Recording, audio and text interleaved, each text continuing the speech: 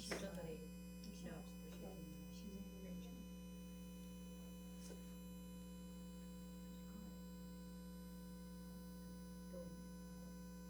Well, I'll try some people after this, after lunch, everyone's out, they go. Yeah, I'm gonna start, this morning or this afternoon. Yes. Rancho, that's a project to get it all filled. Did you fill out one for you? Yeah. Good morning. Good morning. A little bit of a smaller group this morning for exercise. That's okay. Did you have a good time? Yeah, we did. All right. Awesome. Good morning to everyone who's tuning in. Mark here with your Thursday morning updates. I've got a few separate things I want to talk about, a little bit in no particular order. We actually continue to make some pretty good initial progress with the hallway renovations. In building 2, we've advanced fairly well with the electrical work. The door hardware changes are ongoing, and the general contractor is sharing with us that the timing seems to be going well. So that's really good news. Initially, when you start a project like that, you have a schedule set. However, when you get into it, that's really where you see if you're able to stick to that schedule or not. So far so good. We're continuing to make really good headway. Building 4 residents, please make sure that your personal items are clear from your doorways and hallways no later than this coming Saturday, which is July 15th. So July 15th will be your deadline to make sure that that's all clear. Building 3 residents, you need to make sure that your items are clear no later than July 22nd. So 1 week from this coming Saturday. Building 3 residents, the reason we're going back in is we're replacing lights that are above each one of the doorways to the apartments. So those lights were not replaced. They will be replaced with new lighting. So that's why your doorways need to be clear in building 3. You received your renovation a year ago. However, we need to go back and change the lights above the doorway. So that is July 22nd. You need to make sure that your items are cleared. And then building 5 residents should focus on 2 weeks from this coming Saturday, which is July 29th. So your items need to be clear, building 5 residents by July 29th. More to come in tomorrow's written update on timing and progress, so please pay attention to those updates.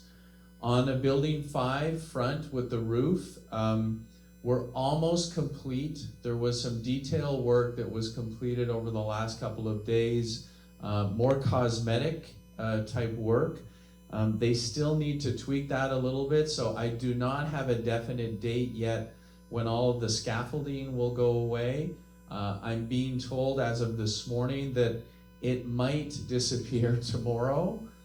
However, if for some reason it needs to remain because of some final pieces of work, the latest that it will be removed will be no later than next Tuesday. So that is the update on Building 5. Thank you once again for your patience with that project that's really taken way too long. A couple items on the activity front. So just as a reminder, bingo will return next Monday at 6 p.m. So the time will go back to 6 p.m. for bingo starting next Monday. And then also on next Monday, we're hosting an ice cream social event at 3 p.m. in the tavern. So Monday of next week, July 17th, there'll be an ice cream social at 3 p.m. Another fun item, yesterday we had a gentleman from Wink News, Greg Rule, who is one of the meteorologists for Wink News, was here. And there were several residents that were in attendance for his session. They really enjoyed listening to Greg and the information that he had to share relative to hurricanes and hurricane preparedness. There was a group photo that was taken yesterday, and actually on today's 4 p.m. news broadcast on Wink News, they will be sharing that photo and the session that was held here yesterday. So if you're tuning into any news between 4 and 5 p.m. on the weather section on Wink News, you'll see all the Aston Gardens residents with Greg Rule from Wink Weather. So please tune in, make a mental note between 4 p.m. today and 5 p.m. On Wink. That'll be fun. And then the last item I wanted to share with residents this morning is, if you've been following the news over the last few days, there is what's called the Saharan dust. I don't know if residents are aware of this, but it has happened in the past. There is Saharan dust that comes across the ocean, believe it or not, and will be entering Florida over the next couple of days. The weather people seem to feel that it will be at its peak in our area over the weekend.